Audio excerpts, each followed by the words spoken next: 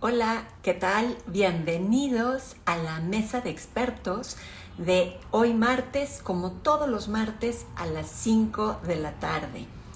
Hoy les vamos a platicar de cómo enseñarle a un niño a pensar racionalmente, cómo enseñarle o guiarlo para que deje de malinterpretar disfuncionalmente su mundo, a los demás, lo que le depara en la escuela, en la vida, o sea, en su día a día. Y para ello vamos a estar el psicólogo cognitivo-conductual Andrés González y yo hablando al respecto. Tenemos mucho que compartirles y voy a invitar a Andrés a que se una con nosotros para empezar de lleno de una vez. Ay, sí, sí, ya se está añadiendo y bienvenidos a los que están entrando. Qué gusto ver que ya están entrando más personas. Y bueno, si tienen alguna duda, comentario, no tienen que ser hijos propios a los que tengan que guiar para pensar racionalmente, sino pueden ser sobrinos, primos, alumnos o niños con los que convivamos. Y es muy importante para mí compartirles, nada más déjenme checar que si Andrés se está conectando, denme un segundo, sí, sí se ve ahí y, eh, y dice que está esperando.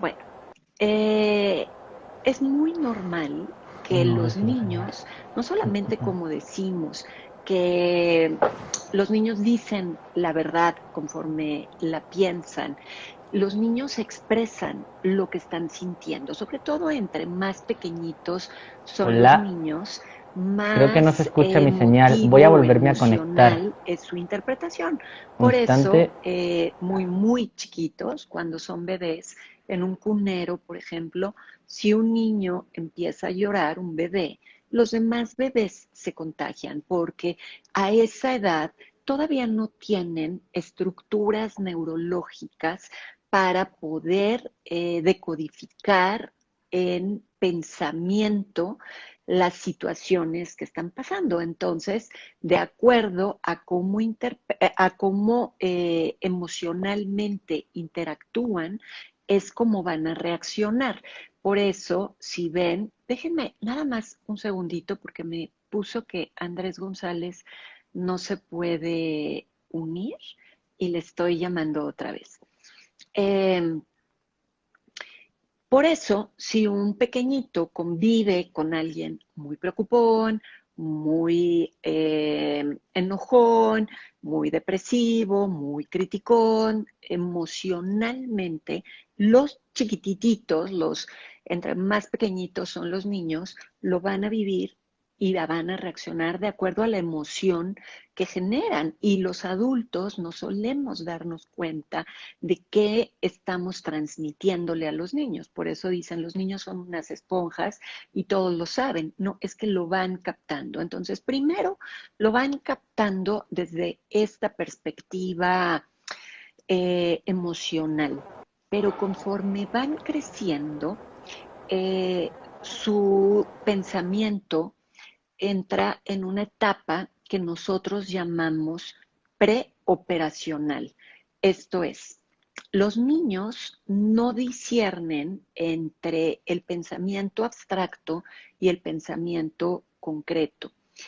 Ya estoy hablando de niños un poquito más grandes. Nada más denme un segundito porque me volvió a poner que Andrés ya se salió.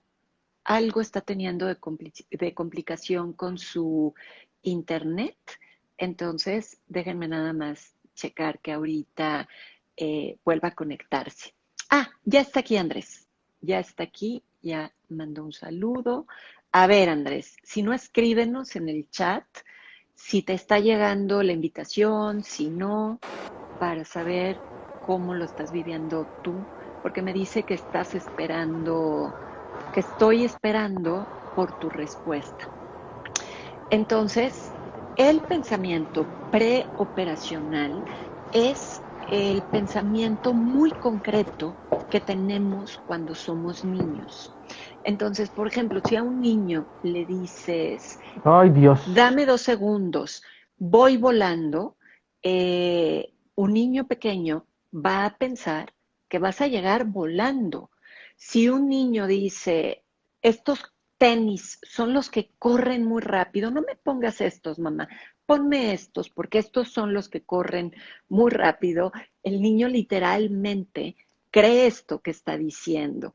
Es que me muero de hambre. El niño va a creer, sobre todo si ya tiene el concepto de muerte internalizado, que la persona se va a morir. Y así como el niño va pasando por esta transformación de reacción hacia el mundo que le rodea, hacia su mundo, otra vez, perdón, tengo problemas en la conexión. Creo que es el internet en donde estás. Andrés dice esto, voy a intentar otra vez.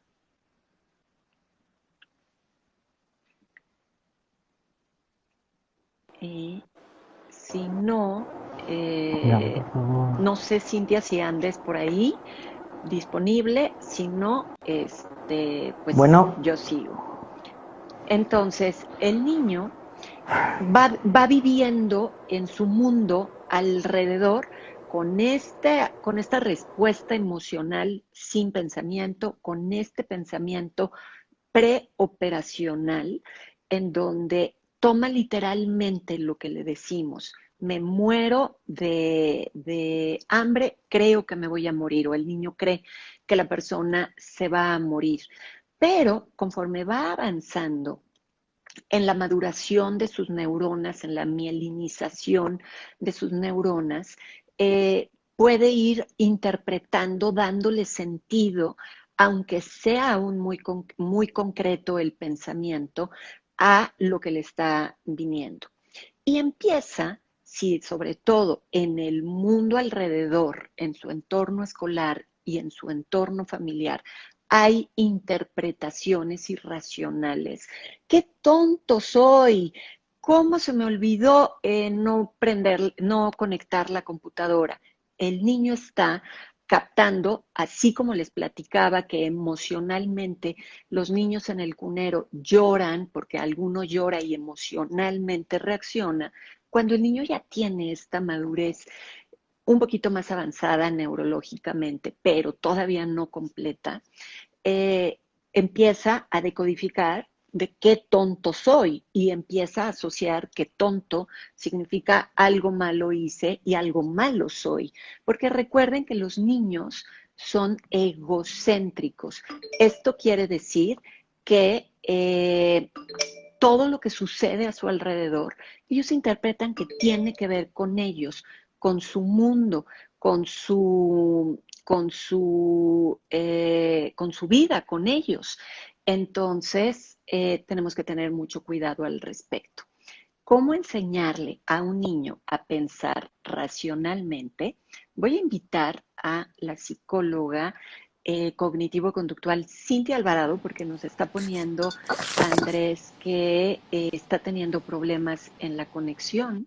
Entonces, Cintia Alvarado, ya le estoy poniendo una invitación.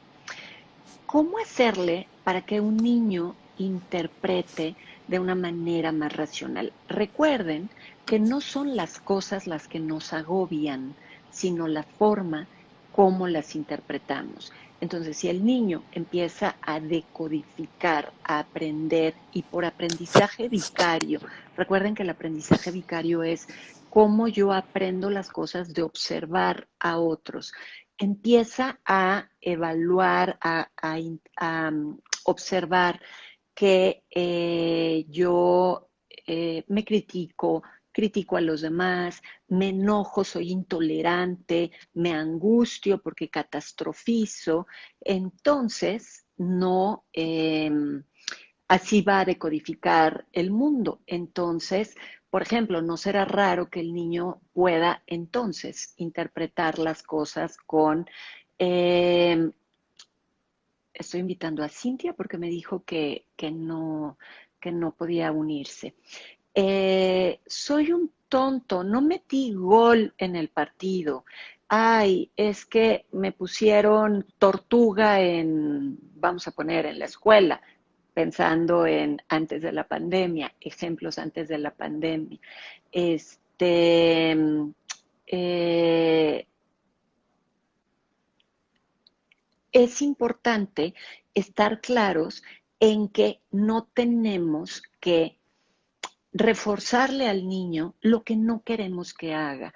No, mi amor, no te digas tonto. Claro que eres muy inteligente. En lugar de enfocarnos en lo negativo que él está haciendo o diciendo, entonces tenemos que irnos a reforzar lo positivo. Mi vida, a veces nos equivocamos. Eso no implica que seamos tontos. Eso implica que a veces la hacemos bien o a veces no. ¿Te acuerdas el otro día que me ayudaste a hacer el pastel, cuidar a tu hermanito, regar las plantas, etcétera, etcétera, que lo hiciste muy bien? ¿Te acuerdas que hicimos eso? A ver, y aquí podemos meter el concepto con los niños de la voz del diablito y la voz del angelito. Si los niños son mucho más concretos, entonces podemos darle algún elemento en el cual pueda eh, visualizarlo, proyectarlo. Entonces en las caricaturas no es difícil encontrar que soy yo con la voz negativa, la voz crítica, la voz irracional, que se llama diablito, y la voz del angelito. Entonces, aquí me están pidiendo eh, request para entrar, porque me dice, es que me está escribiendo Cintia que le envíe solicitud. Ya te la mandé y me pone un banner rojo de que no es posible que te unas. Y ahorita Andrés me mandó invitación o solicitud y está diciendo que espera a que se conecte. Entonces, hablarles del concepto del diablito y del angelito. A ver, ese que te está criticando que no pudiste meter el gol en el fútbol, que no puedes hacer bien las cosas, que eres lento, ¿será el diablito o el angelito? ¿Cómo te sientes cuando te dices eso? ¿Te sientes fuerte? ¿Te sientes capaz? ¿Te sientes que puedes enfrentar más cosas? No, ¿verdad? Entonces el que habla es el diablito. Y cuando habla el angelito, me está pidiendo request Cintia, porque me está diciendo que no permite ni a Andrés ni a Cintia. Cuando habla el angelito, te sientes mejor. Y ahí le podemos empezar a enseñar esta asociación que de acuerdo a lo que pienso es como siento. De acuerdo a quién habla, la voz negativa, criticona, juzgona, que es el diablito, y me voy a sentir mal, o la voz fuerte, que ve las cosas con mucho mayor claridad, que se acuerda de lo que has hecho en el pasado o no, es como me voy a sentir. A ver, ¿qué diría el angelito? Y los niños son muy creativos, pero los guiamos. Entonces, a ver, te voy a dar una pista. El otro día hiciste muy bien ayudarme a regar las plantas, jugaste con tu hermanito o tu hermanita, etcétera. Entonces, ¿qué podría decir el angelito? Y vamos guiando al niño para que pueda ir dándole un sentido mucho más racional. Aquí yo sí recomiendo muchísimo que si el niño escucha a mí como papá, mamá o a mí como adulto estar elaborando conclusiones irracionales, nada sirve en esta casa, todo lo hago mal, tú tienes la culpa y no me estoy responsabilizando de lo que a mí me toca, el niño va a ir cargando ese software. Entonces, aunque yo le diga quién habla, el diablito o el angelito, entonces va a seguir el aprendizaje vicario, lo que les estaba contando, va a seguir replicando lo que está decodificando. Vuelvo a insistir, así como emocionalmente reacciona a lo que le rodea cuando es muy pequeñito, eh, intelectual o psicológicamente va a reaccionar a lo que está escuchando, a lo que está replicando, ni siquiera lo va a poner en cuestionamiento, lo va a replicar en automático. Entonces se va a criticar a los demás, va a catastrofizar y se va a sentir angustiado, va a ir enojándose contra sí mismo, contra los demás, de acuerdo a cómo lo va captando. Cuando les enseñemos a los niños la voz del angelito, ¿qué es? Pensar positivo, enseñarles a pensar de una manera, vamos, tú puedes todo, eso sería un error.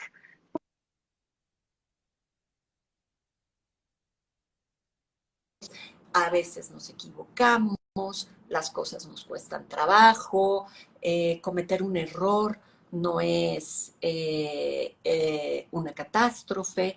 Entonces, ¿cuáles son mis recomendaciones para cuando quieras ayudarle a tu hijo, hija o niño? La voz del angelito. Y son 4 puntos importantes a considerar. Hacer una descripción de lo que estamos hablando. A ver, mi amor, si es cierto, te salió mal ahorita. Ahorita, no te quedó muy bonito. Es una descripción objetiva. Estamos diciendo, no le estamos diciendo, no importa, tú eres maravilloso, eres el mejor, porque, ojo, si no van a estar generándole semillitas a ese niño de elementos narcisistas o elementos soberbios. No, o sea, descriptivo, objetivo, verdadero. O sea, sí, ahorita te quedó mal, ahorita te saliste de la rayita del dibujo, ahorita se te cayó el vaso con leche. Es cierto, pero eso no significa que seas un tonto, que seas lo peor, que todo lo haces mal, etcétera, etcétera. Y entonces hacerle una descripción objetiva, pero verdadera.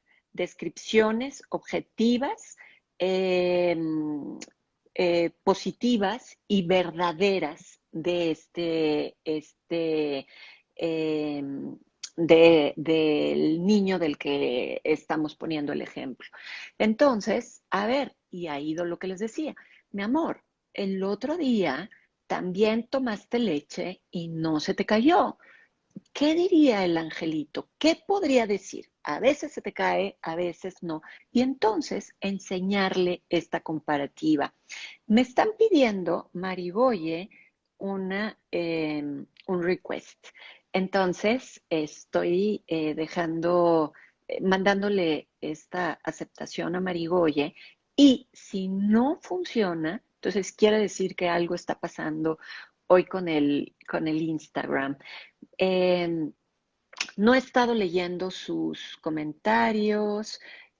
Pau, bienvenida.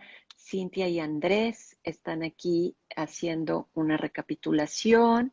Eh, Qué gusto estar aquí. Me encantaría oír más comentarios, utilizar personajes para ubicar el modelo de pensamiento puede usarse a favor. Por ejemplo, con los adultos también nos pasa, pero usamos ejemplos más sofisticados, nos proyectamos en ejemplos de otros y dependiendo de la edad de los niños podemos usar es que el osito se sentía triste porque tiró el vaso con leche. Me dice que Marigoye no se puede unir. Algo está pasando con el Instagram hoy. Que el osito estaba triste porque se le cayó la leche y también no supo contestar la tarea y ayudarnos de ese otro elemento para que el niño proyecte sus emociones. O, por ejemplo, con niños más grandecitos, puede ser ejemplos como, por ejemplo, yo cuando era chiquito, fíjate que una vez estaba y utilizamos un ejemplo de esa proyección, o sea, papá o mamá cuando era chiquito también y podemos usar o elaborar las cosas alrededor para meter en esta fantasía que los niños suelen tener, en este pensamiento preoperacional del que les platicaba al inicio, para que se envuelvan en el ejemplo en el que les queremos modelar y también para que cuando les demos el pensamiento alterno o el angelito, la voz racional, ellos vayan o hayan podido ir sintiendo emocionalmente la diferencia entre esto y enseñarle al niño cómo se siente con un pensamiento o el diablito o el pensamiento, depende, el pensamiento monstruo, el pensamiento oscuro, el pensamiento feo, el pensamiento del diablito y el pensamiento del angelito, el pensamiento positivo, aunque ojo, no todo es positivo, no es tú puedes todo, siempre va a salir, etcétera. Nada de eso. Andrés dice, el niño irá cargando un software que irá aprendiendo a través del aprendizaje vicario. Por ejemplo, el uso del diablito contra el angelito nos permite ejemplificar que el niño puede elegir el pensamiento. Eso es súper importante para que él vea desde chiquito que no son las cosas las que nos agobian, sino la forma como las interpretamos. Y no es, pues me sentí mal, pues de repente se me bajó el ánimo, como muchos adultos también lo dicen, pues no sé, no pasó nada, pero de repente me empecé a sentir muy triste o muy angustiado. Y en realidad lo que está pasando es que yo estoy interpretando las cosas de la manera apropiada para sentirme así. Si estoy angustiado, estoy catastrofizando algo hacia el futuro. Si estoy enojado, estoy pensando bajo deberías, tendrías hacia mí o hacia los demás. Yo debería de haber agarrado bien el vaso con leche. Soy un tonto. Ahí está la interpretación de debería. Si estoy triste, estoy devaluándome, criticándome negativamente, viendo oscuro y negativo todo lo que me rodea. Y entonces el niño puede asociar cómo puede cambiar su pensamiento. El niño replicará en automático por ese procesamiento de operaciones concretas y preoperacionales que tiene. Andrés nos dice, y aquí están los puntos para darles esta voz del angelito. Yo espero que estas recomendaciones les hayan servido. Algo pasó con el Instagram hoy, pero recuerden que todos los martes a las 5 de la tarde tenemos nuestra mesa de expertos y les voy a compartir los títulos de las mesas de expertos que vamos a tener en febrero. Pero aquellos que se hayan conectado hoy por el tema de niños o hijos, les quiero decir, les voy a ir anticipando que el 23 de febrero vamos a hablar, Andrés González y yo, sobre qué hago si mi hijo está angustiado. ¿Qué recomendaciones Andrés González y yo vamos a estar hablando sobre tips cognitivo-conductuales, recomendaciones prácticas, herramientas que hacer cuando tu hijo, tu sobrino, el niño con el que convives en casa, en esta cuarentena, está angustiado. Pero, a ver, me voy a ir desde el 2 de febrero. Martes 2, el egoísmo sabio versus el egoísmo necio. Y esto es un concepto que me encanta del budismo porque habla sobre como seres humanos vamos a tender a pensar hacia un beneficio propio. Pero vamos a discutir, Cintia Alvarado y yo, con respecto a cómo podemos transmutar esas situaciones que nos llevan a un egoísmo o una situación de pensar por nosotros, como a veces también necesitamos ver, pero ayudando al otro, en un egoísmo sabio. Es un concepto muy interesante del mundo budista y que la terapia cognitivo-conductual también maneja. El martes 9, la función de la pareja. ¿Cuál es la función de la pareja? En verdad, ¿qué es lo que como base, o funciones, pero como base indispensable, tiene el que vivamos en una relación de pareja, que estemos con alguien que nos complemente como pareja? Muy interesante. El martes 16, padres tóxicos. Vamos a hablar, Cintia Alvarado y yo, sobre padres tóxicos. Y ya como les había dicho, el martes 23, ¿qué hago si mi hijo tiene ansiedad en casa? María Aleja, hola María, el otro día entraste y dijiste que esta hora era tu favorita y lo leímos ya más tarde. Me encantaría escuchar sobre el duelo. Por supuesto, ya tenemos una mesa de expertos de duelo que pueden encontrar en mi canal de YouTube, en YouTube Liz Bazanes o Liz Bazáñez, pero vamos a considerar ahora con todo lo que ha seguido pasando con la pandemia sobre el duelo. Bueno, pues ya tienen todo lo que vamos a hablar en febrero. Los esperamos todos los martes a las 5 de la tarde.